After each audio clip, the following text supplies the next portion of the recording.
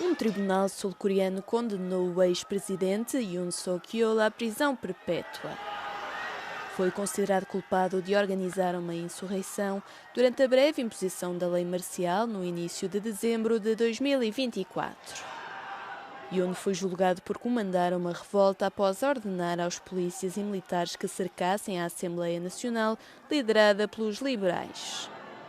Isto depois de aplicar o decreto na tentativa de se impor a uma legislatura controlada pela oposição. A lei marcial durou apenas cerca de 6 horas, já que vários legisladores conseguiram romper o bloqueio militar e votar a favor da revogação da medida. O tribunal afirmou que o decreto visava estabelecer um poder ilimitado por um período considerável. Yoon foi suspenso poucos dias depois, após ser acusado pelos legisladores, antes de ser formalmente destituído pelo Tribunal Constitucional por unanimidade. Espera-se que o presidente deposto recorra da sentença, embora os analistas acreditem que é pouco provável que os tribunais a alterem.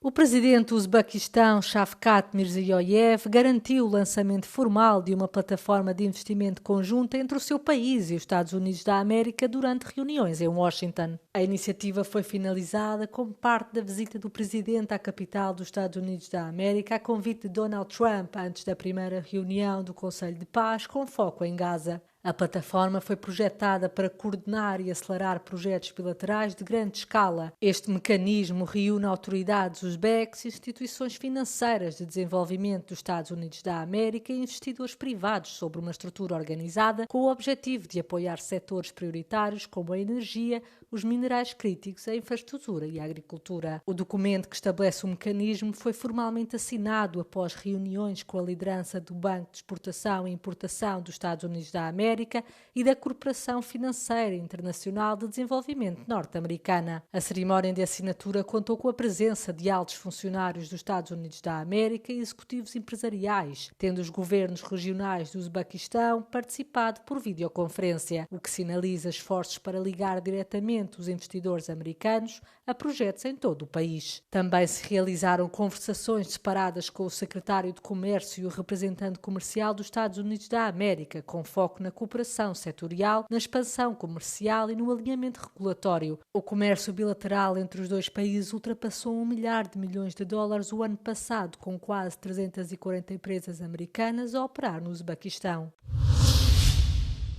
Irá Christine Lagarde deixar o cargo de presidente do Banco Central Europeu antes do previsto? Notícias divulgadas na quarta-feira indicaram que Christine Lagarde poderia deixar o cargo antes das eleições francesas de abril de 2027, meses antes do termo oficial do seu mandato de 8 anos. Em resposta à Euronews, o BCE indicou que nenhuma decisão foi tomada e que a presidente está focada na sua missão. Ao afastar-se mais cedo, Lagarde permitiria que o presidente francês cessante Emmanuel Macron e o chanceler alemão Friedrich Merz supervisionassem a nomeação do seu sucessor. Com Macron impedido de concorrer a um terceiro mandato, aumentou os receios em Bruxelas e Paris sobre a ascensão dos partidos de extrema-direita, o Rassemblement Nacional e a Alternativa para a Alemanha. Glasnost, antigo presidente do Banco Central holandês, e Pablo Hernández de Cos, antigo governador do Banco de Espanha, são os sucessores mais prováveis de Christine Lagarde, de acordo com uma sondagem do Financial Times.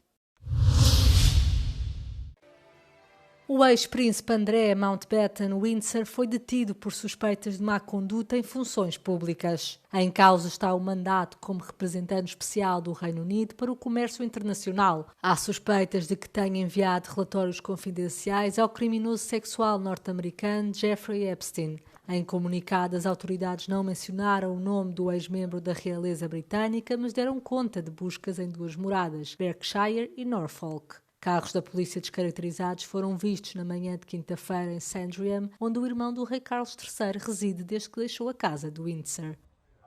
O primeiro-ministro do Reino Unido já reagiu, deixando claro que ninguém está acima da lei. Também o rei fez um comunicado com uma mensagem semelhante, dizendo que a lei tem de seguir o curso normal. Em outubro, o rei Carlos III retirou os títulos reais do ex-príncipe britânico e ordenou que desocupasse a sua residência perto do castelo de Windsor. A decisão veio após anos de controvérsia sobre a associação de Mountbatten-Windsor com Epstein.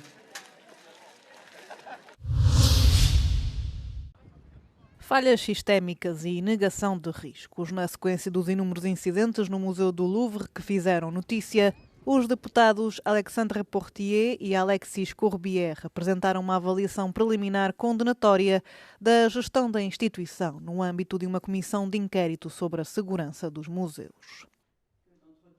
Très clairement, on voit que les questions de sécurité n'ont pas été une priorité des équipes de direction depuis plusieurs années et on peut le dire depuis plusieurs décennies. On ne parle pas d'un petit musée de village, on parle du plus grand musée du monde et quand on a des moyens exceptionnels qui sont donnés par les pouvoirs publics, ça appelle un contrôle exceptionnel. Os líderes da comissão questionaram abertamente a manutenção da diretora do Louvre, Laurence Descartes. Pouco depois do mediático roubo das joias da coroa, em outubro passado, Descartes apresentou a demissão que foi recusada por Emmanuel Macron. Já Kim Pham, administrador-geral do museu, defendeu a responsabilidade e a atuação das equipas da instituição. C'est bien le Louvre et les agents du Louvre qui ont été à l'alerte et qui ont prévenu les policiers et permis aux policiers de lancer une enquête. Os deputados apelaram ao Ministério da Cultura para intervir mais diretamente na gestão da instituição. Laurence Descartes e a ministra da Cultura francesa Rachida Dati serão ouvidas pela comissão de inquérito na próxima semana. Os dados mais recentes do Instituto Nacional de Saúde italiano fornecem um panorama do fenómeno do vício digital entre adolescentes. Aproximadamente 100 mil jovens entre os 15 e os 18 anos correm o risco de se tornarem viciados em redes sociais. Enquanto isso, de acordo com a Associação de Alerta Social, um movimento de ética digital, 77% dos adolescentes italianos afirmam ser viciados em dispositivos digitais. A Coni Bambini, que financiou 800 projetos em Itália, tem vindo a abordar este fenómeno há algum tempo. Um estudo recente da empresa indica que a pobreza educacional e as dificuldades de relacionamento estão entre as principais causas do problema. Quasi la maggior parte, oltre il 75% degli adolescenti che vive in condizioni di isolamento e che vive dipendente dai social e dai gaming, dai giochi, ha una relazione distorta, disfunzionale o ha un'assente relazione con i propri genitori.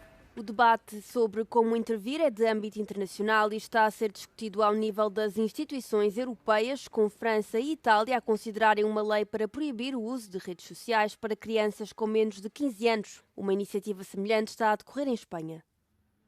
Il dispositivo legislativo è necessario ma non sufficiente, perché può andare a sicuramente più che controllare, a tutelare e proteggere, ma non basta a cambiare, migliorare la situazione, soprattutto culturale delle nostre famiglie e dei nostri ragazzi.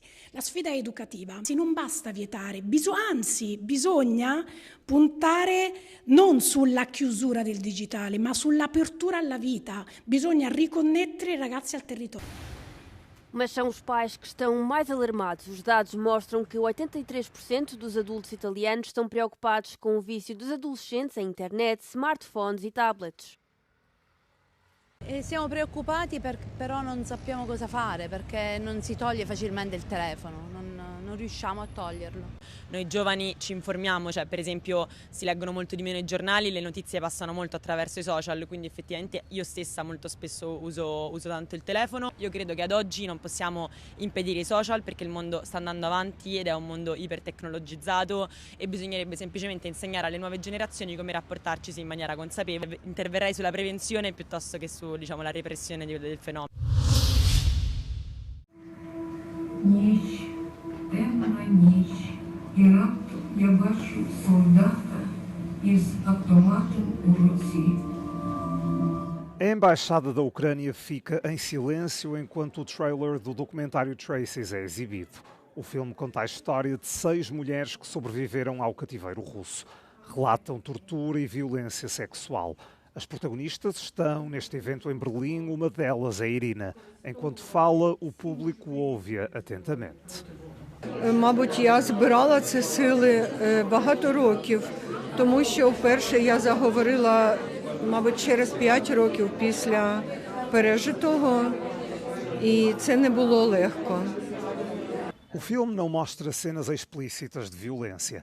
Em vez disso, as mulheres voltam a lugares do passado. A casas parcialmente destruídas, a paredes com buracos de balas, a jardins devastados. Lá contam as histórias delas. A diretora Alisa Kalinkova escolheu deliberadamente esse formato. And I also saw these traces of this war, traces of Russian aggression everywhere.